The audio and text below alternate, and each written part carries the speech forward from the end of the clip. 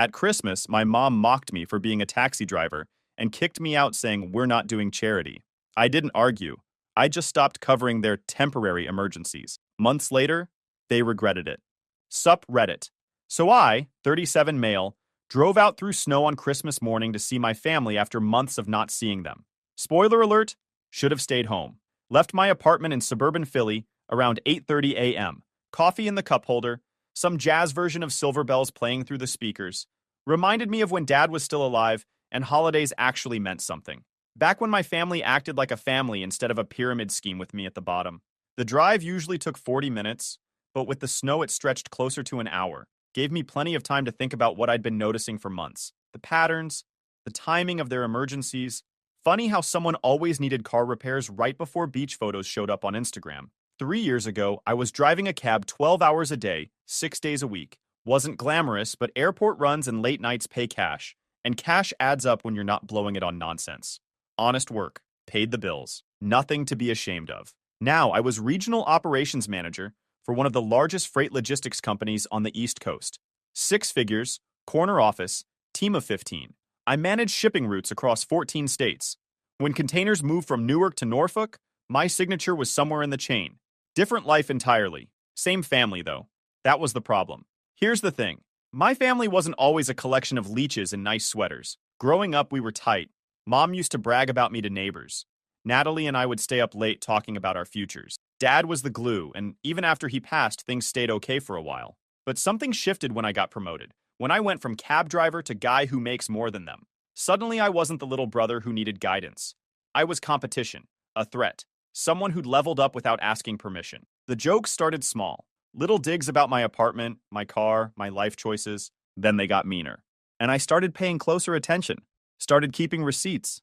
Literally. Spent 3 weeks finding perfect gifts for the kids.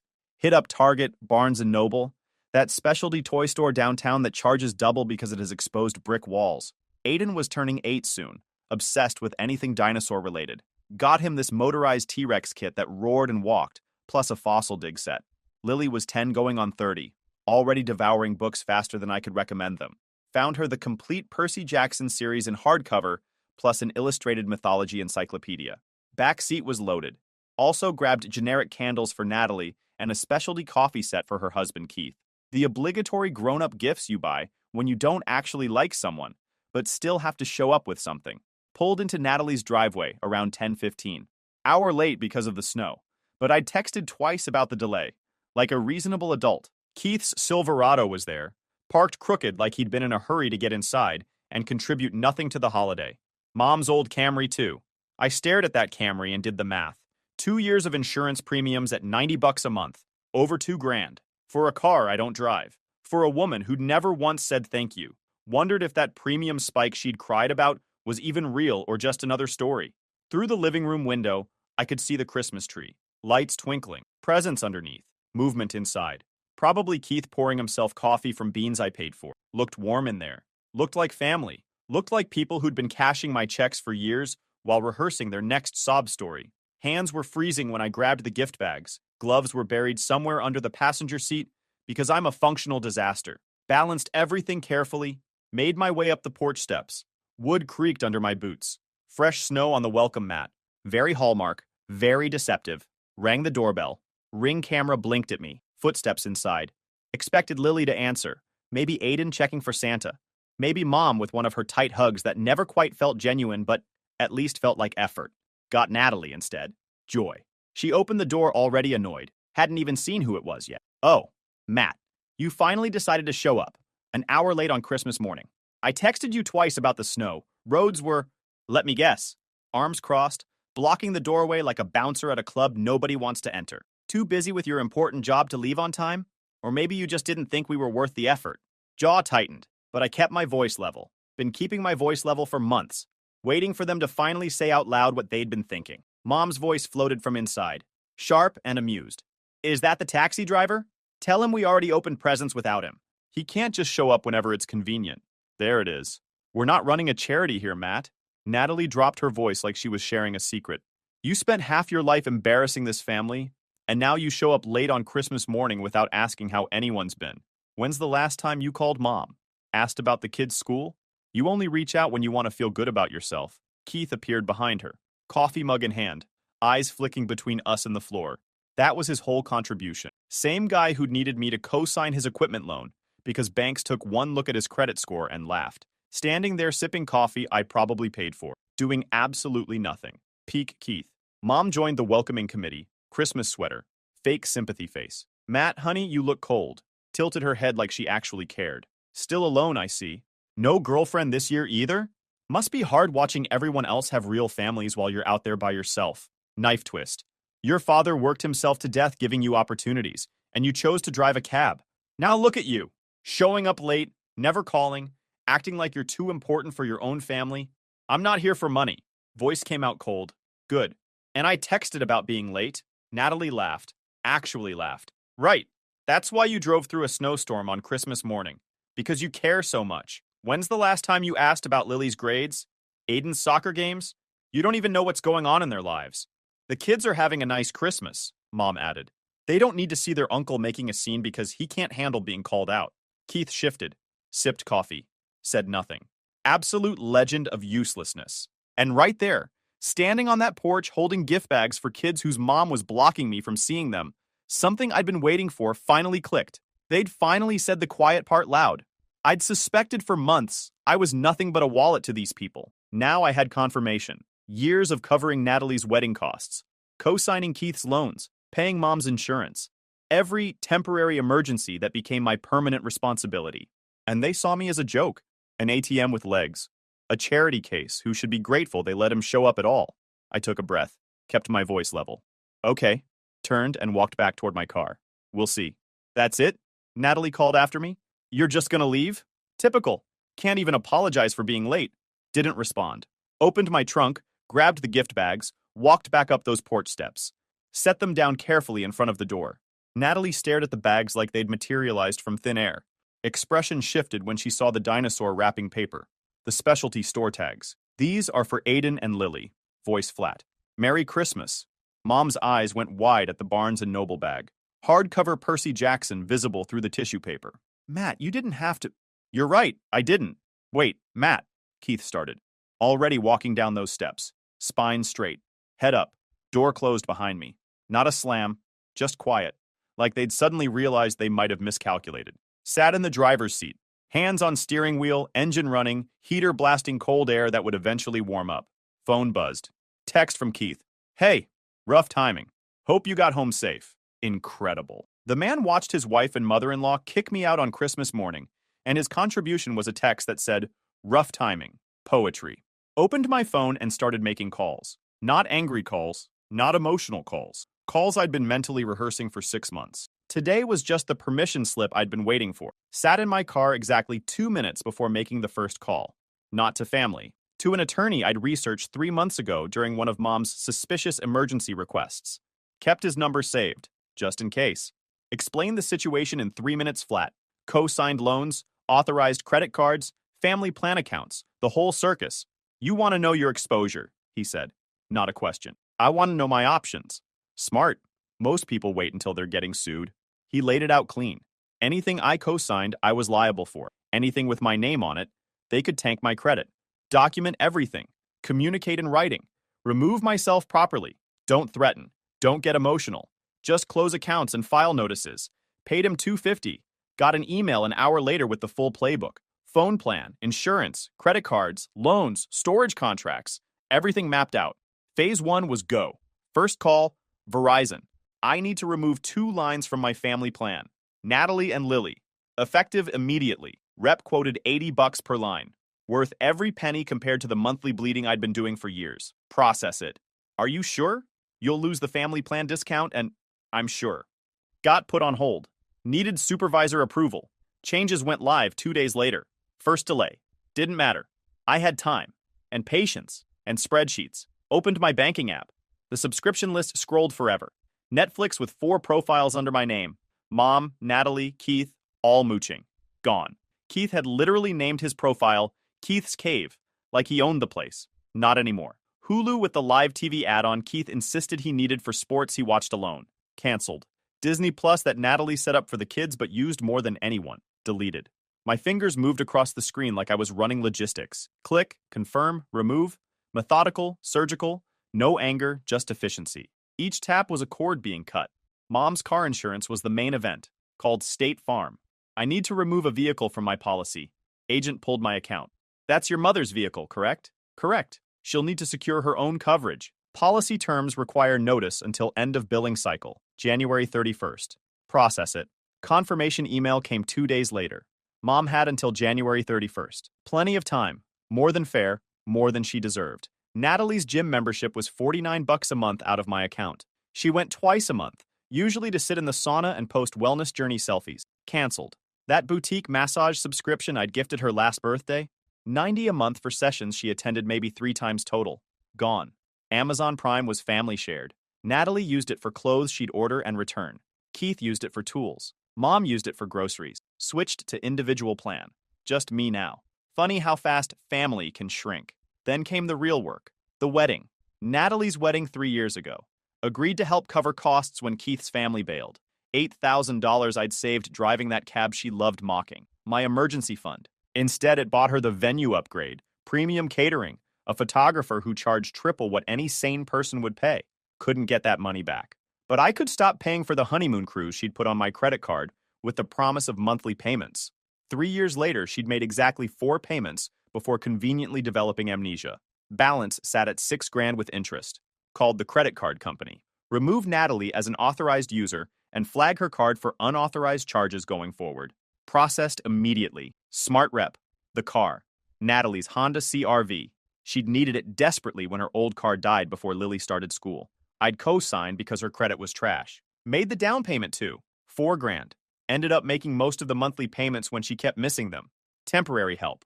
Right. Because I'd already gotten suspicious, I'd insisted my name go on the title as co-owner. Told her it was for insurance purposes. It was leverage. Best decision I ever made. Called my attorney. The car loan. I'm co-signer and co-owner. What are my options? Co-owner changes everything. You have legal claim. Send written notice giving 60 days to refinance or agree to sell and split proceeds. If ignored, file partition action. Courts hate those. Messy and expensive. Usually the threat moves people. Another $200. Worth it. Attorney drafted the notice. Sent certified mail, professional, clean. No emotion. Keith's landscaping equipment loan was the same deal. 2 years ago, his business needed mowers, trimmers, a trailer. Banks laughed at his application. I'd co-signed. $12,000 I was liable for if he stopped paying. Sent formal requests to both lenders asking for removal options. Same answer everywhere. No removal without refinancing. Fine. Sent Keith a separate notice. Refinance within 90 days, or I report the equipment as collateral and pursue legal remedies. Let him Google what that meant. Spoiler, he did. His search history probably looked like a law school final that week. Storage unit was easy. 10 by 10 under my name. $95 a month. Signed the lease 4 years ago when they needed temporary space during a move. Temporary, sure. Called the facility. 30 days notice on Unit 247. Items need to be removed by January 27th. Manager wanted it in writing. Sent the email. Confirmation next morning. After January 27th, everything inside gets auctioned, per their agreement. Whole process took a week. Day 1, phone and subscriptions. Day 2, insurance. Day 3, storage. Day 4, car notice. Day 5, equipment loan notice. Rest of the week, documentation and paper trails. But I wasn't done. Phase 2 was already running. I'd been building a spreadsheet for 6 months, cross-referencing bank statements with their emergency requests, checking social media timestamps against transfer dates, color-coded tabs, red for confirmed lies, yellow for suspicious, green for legitimate. Lot more red than green? The patterns were obvious once you bothered to look. Natalie's car repair 6 months back. Said it was $1,500 for transmission issues. I transferred same day. But she'd posted beach photos that same week. Found them on Instagram. Her and the kids at the shore. Caption, sometimes you just need to get away. Yeah, get away on my transmission money. Mom's medical bill from spring. Called crying about an $800 balance she couldn't cover. Paid it directly to what I thought was the hospital. Pulled up the transaction. Went straight to her personal checking. Never saw proof it reached any hospital. Keith's business expense from 2 summers ago. $2,000 for equipment repairs. His business account showed the deposit. His personal account showed a withdrawal for the same amount 3 days later. Money went into a boat. A boat I'd never seen or heard about. 3 years of transaction. Every emergency I could verify. 40% had red flags. Money going somewhere other than claimed. Emergencies lining up with vacations, purchases, upgrades. Exposed total, $26,000 in probable fraud. Not counting legitimate help. Just money they'd lied to get. Saved everything. Screenshots, statements, timestamps. Backed up to 3 different clouds. Not because I wanted to remember, because I knew exactly how this was going to end. 4 p.m. Phone lit up. Mom's name. Voice note notification. Audio muffled at first. Pocket dial vibes. Kids in the background. Aiden asking about something. Mom's voice, sweet. Go play with your sister, honey. Grandma needs to talk to Aunt Natalie. Footsteps. Door closing. Then her voice transformed. Told you he'd throw a tantrum.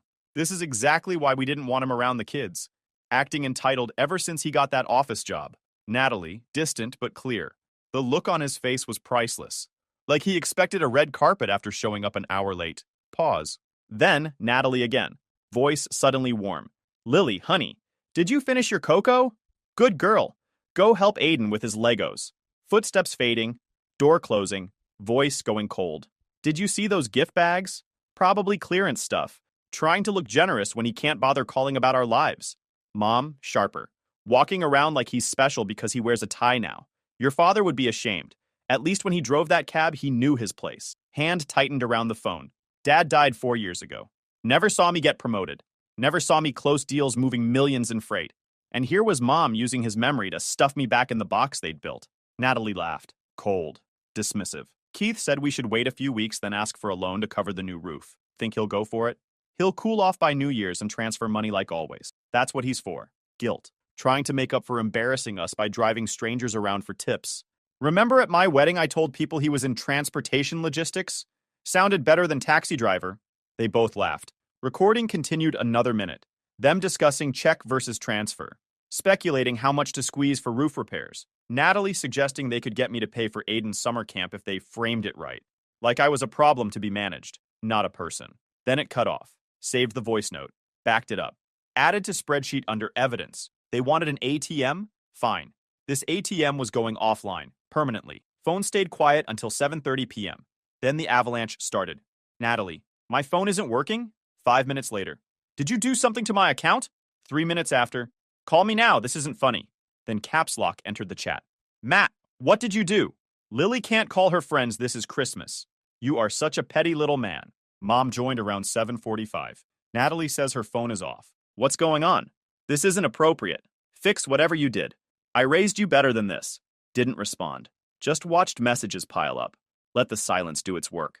By 8 p.m., my phone was ringing nonstop. Different numbers, different tactics. Turned off sound, flipped it face down. Next morning, 43 missed calls, 78 texts, 5 voicemails. Natalie's messages had evolved overnight. Confused to suspicious to unhinged. You pathetic excuse for a brother. Keith is coming to your apartment. The kids are crying. You were always jealous of me. Mom was right about you. Short, sharp, each one a little dart. She'd sent 32 messages between midnight and 6 a.m. Timestamps painted a picture of someone spiraling, unable to sleep, firing rants into the void. Keith tried Amazon around 9 p.m. Card declined. His text, hey man, Amazon's not working. Can you check your account? Then when that flopped, Natalie's pretty upset. You know how she gets. Maybe just call and smooth things over? Smooth things over. The man's entire personality was conflict avoidance. Mom discovered her insurance was dropping when she logged into State Farm. 6 messages, each more outraged. How dare you? I am your mother. Your father would be rolling in his grave. I always knew you'd turn out like this. Cold, heartless. Blocked their numbers around 1 p.m. Not anger, just efficiency. The phone plan was annoying to them. The car was personal. Certified letter arrived at Natalie's door 3 days after Christmas. Green and white slip. Signature required. I know because she texted a photo of the envelope to a number I'd blocked, but screenshots travel. She didn't read the whole thing. Of course she didn't. Skimmed it, saw 60 days and refinance, and immediately started typing. Wave 1 hit my inbox from an unknown number. What is this? Some kind of joke? You can't just demand I refinance my car. This isn't even legal, Matt. Didn't respond. Let her sit with it overnight. Wave 2 came the next morning. Full rage mode. You are trying to take my car. The car I drive my children to school in. I will call the police. Everyone is going to know what kind of person you really are. Still nothing from me. just screenshots. Documentation. The folder was getting thick. Then wave 3. The bargaining. The guilt trip combo she'd perfected over decades. Matt, please. I know things got heated, but we're family. Think about Lily and Aiden. They need this car. I need this car. Can we just talk? I'll make the payments, I promise. Don't do this to them. Keith's contribution arrived an hour later. One text. Hey man, rough situation. Any way we can work something out? She's really stressed. Rough situation. The man watched his wife verbally assault me on Christmas morning, called me a taxi driver behind my back, and his response to legal consequences was rough situation. Incredible. Truly the human equivalent of a participation trophy. Then came the voicemail. Natalie's voice. Shaky at first, then building to full meltdown. You think you can just ruin my life because your feelings got hurt? You're pathetic, Matt. A pathetic, jealous little man who couldn't handle being told the truth. I will make sure everyone knows. Every single person. And when this blows up in your face, don't come crying to me. Saved it. Forwarded it to my attorney. Added it to the folder. She thought the car was hers. The paperwork disagreed. Around 8 p.m., building intercom buzzed. Dorman's voice. Sir, there's a Natalie and Keith here. Should I send them up? No thank you. Tell them I'm not available. She's quite insistent, saying it's an emergency. Everything's an emergency with her. Not available tonight or any other night until further notice. If they won't leave, call security. Heard muffled voices? Natalie's rising hysteria. Keith contributing nothing as usual. Dorman staying calm. Then Natalie screaming something unintelligible. 10 minutes later. Text from unknown number. Unknown. This is Keith. Using neighbor's phone. Nat's in the car crying. Please just talk to her. Me. No. Unknown. Come on, man. She's your sister. Me. She called me an embarrassment on Christmas morning. Called my career a joke. Laughed about squeezing more money from me. Kicked me out of her house, so no. Unknown. She didn't mean it like that. Me. I have the voice note. Know exactly how she meant it. You were there. You heard her. You said nothing. No response. Classic Keith. Met with my attorney in mid-January. Clean office. Functional. No frills. The kind of place where people go for solutions, not sympathy. He slid printed statements across the table. Bank records cross-referenced with my timestamps. These transfers don't match stated purposes. Flipping pages. This one. $1,500 for car repairs. Your sister's social media shows her at a beach resort same week. Posted publicly. Tagged location. Found that one myself. Good instincts. Next page. This $800 your mother claimed for medical bills. Went to her personal checking. No corresponding healthcare payment anywhere. Tapped the paper. And this $2,000 to your brother-in-law for business expenses. Withdrew 3 days later. Cash. Right before a boat registration appears in his name. So I wasn't imagining it. You were being systematically defrauded by your own family? That voice recording? Gold. Shows intent. Planning. Shows they viewed you as an ATM. Combined with financials, you've got a pattern any judge will find compelling. Family court? He leaned back. Your brother-in-law filed for divorce about 2 weeks ago. Your name came up in discovery because you're on half their paperwork. Co-signed loans. Title on that CRV.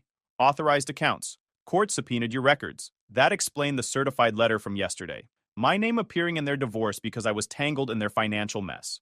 What do I need to do? Provide documentation you've already compiled. Voice note, statements, screenshots with timestamps. All becomes part of the record. You don't have to participate actively. Evidence speaks for itself. He organized papers into a folder. Car partition is moving forward. She hasn't responded to the 60-day notice. Hasn't attempted refinancing. Court date set for February. Based on this, you'll get your money back. And then some. I'd set the dominoes. Now I just had to watch them fall. By mid-January, losing my safety net stopped being annoying and became their full-time crisis. Every domino fell. Some faster than expected, some slower. All of them fell.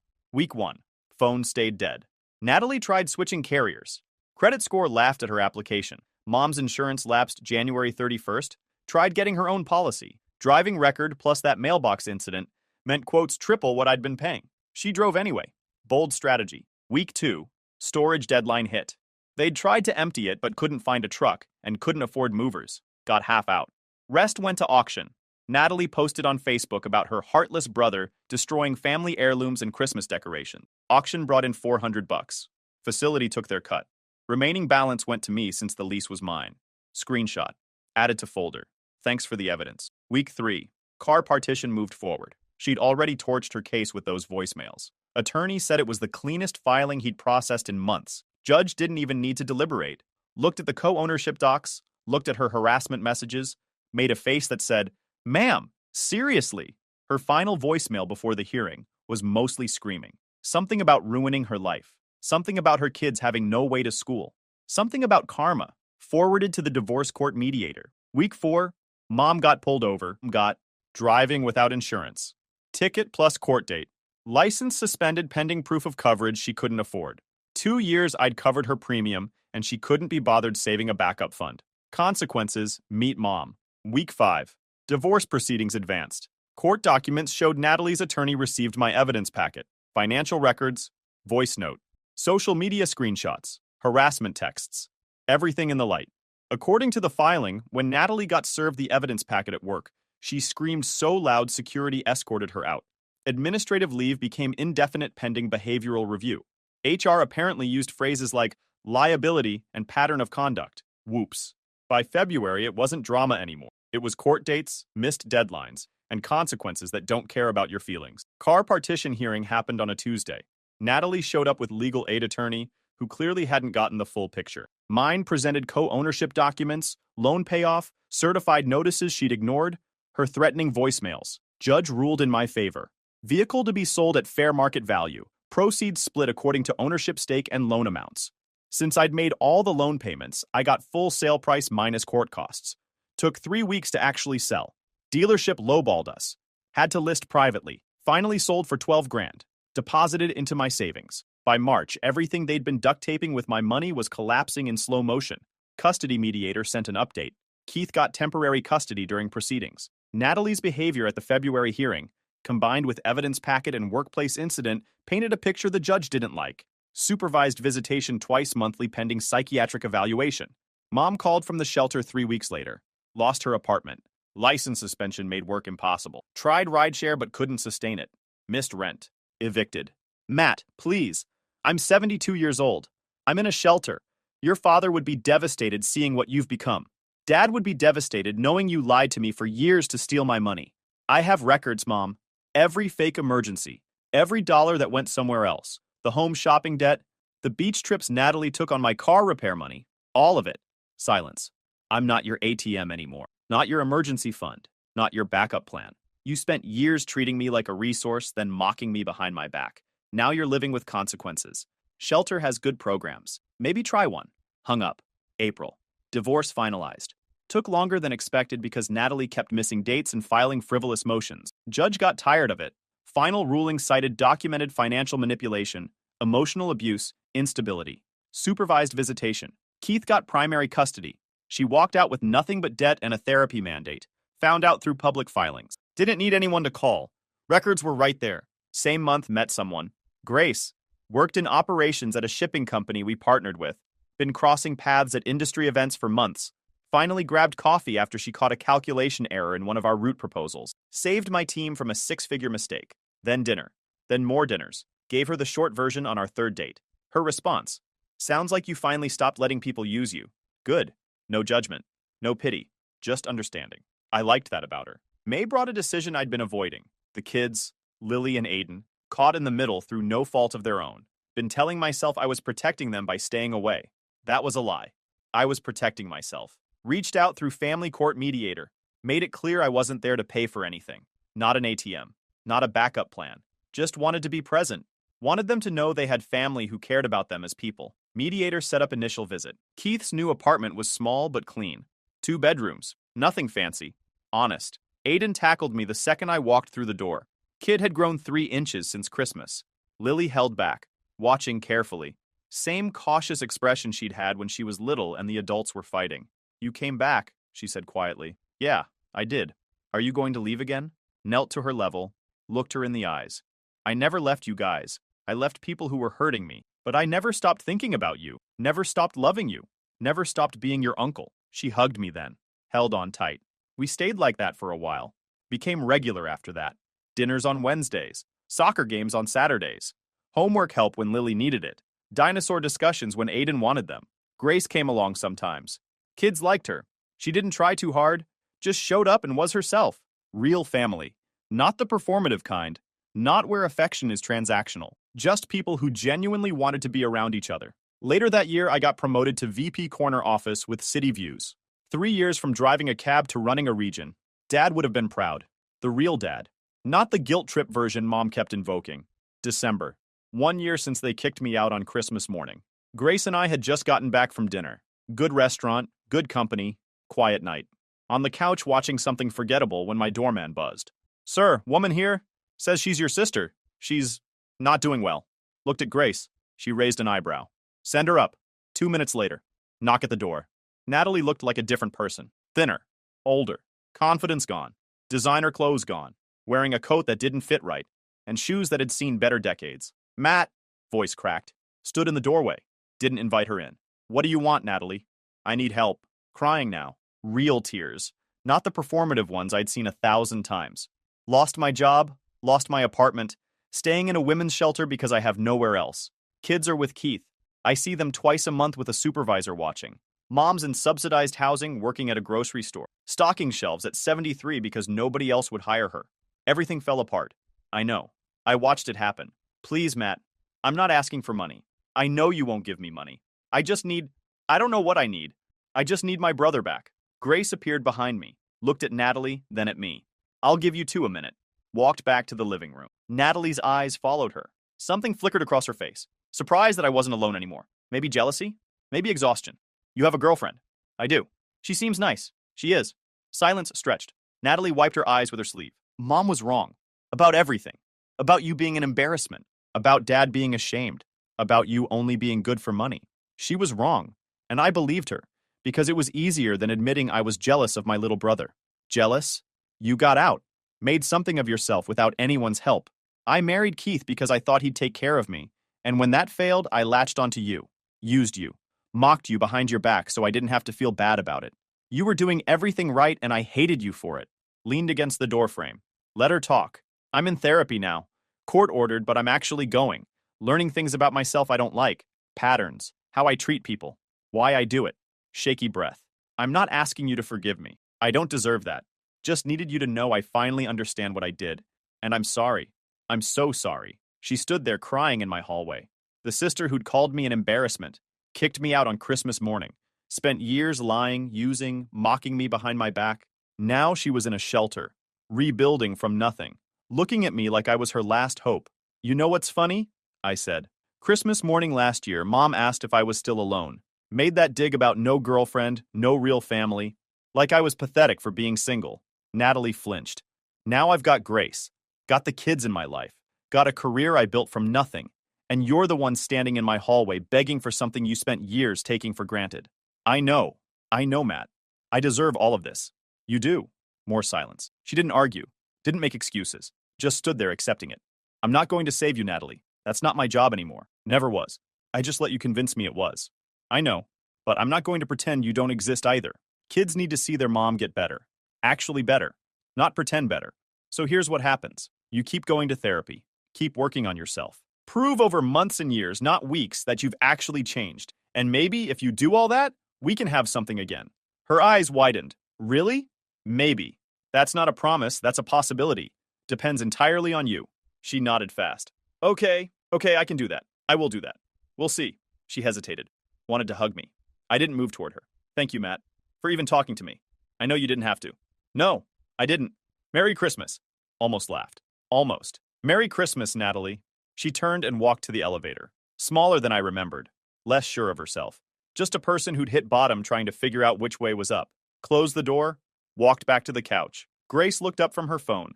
"Everything okay?" "Yeah. Just my sister." "The one who kicked you out last Christmas?" "That's the one."